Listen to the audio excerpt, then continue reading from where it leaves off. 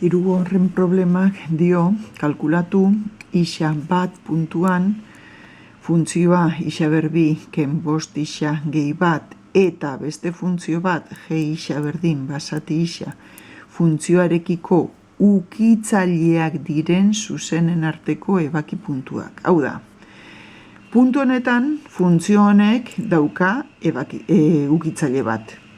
Puntu honetan funtzio honek dauka ukitzaile bat.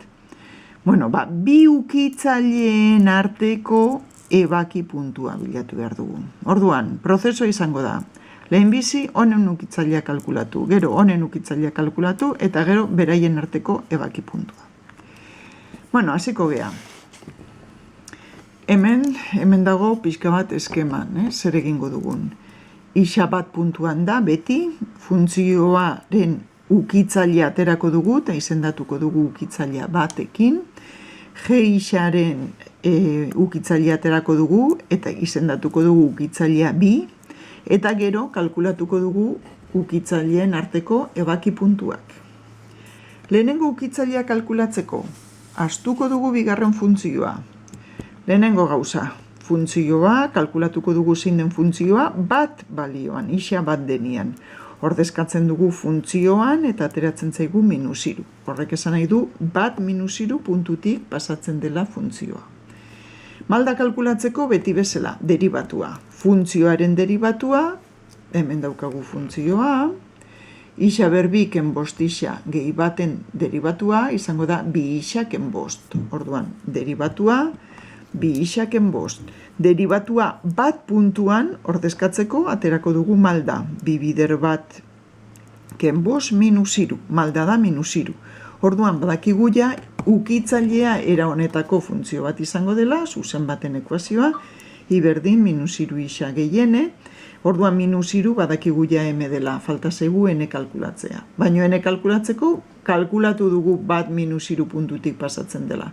Orduan, bat -3 puntua ordezkatzen dugu, -3 da i, bat da isa, hemen ordezkatzen dugu bat, eta ateratzen da n0 dela. Orduan, ekuazioa, lehenengo ukitzailearen ekuazioa, izango da i berdin, -3 isa, eta jazta, gehi 0.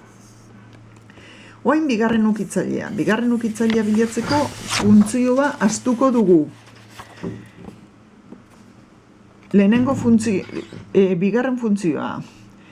Lehenbizi egingo dugu gauza bera, ze puntutik pasatzen den funtzioa. Orduan bat ordezkatzen dugu, basati bat, orduan bat puntutik pasatzen da funtzioa.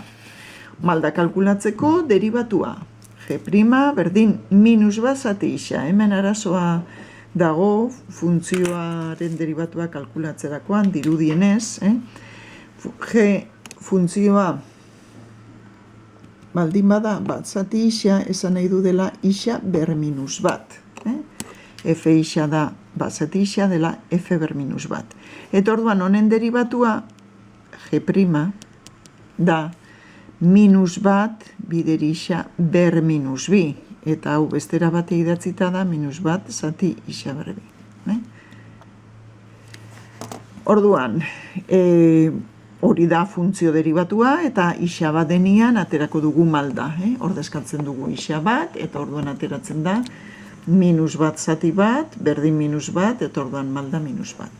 Orduan, nola ekuazioa i berdin -1 isa gehien izan behar duen, pues bat eta bat puntutik pasatzen denez, ordezkatzen dugu isaren ordez bat eta iren ordez bat, eta hemen -1 pasatzen dugunean beste aldea batzen pasatzen da, eta orduan ene gelditzen da bi.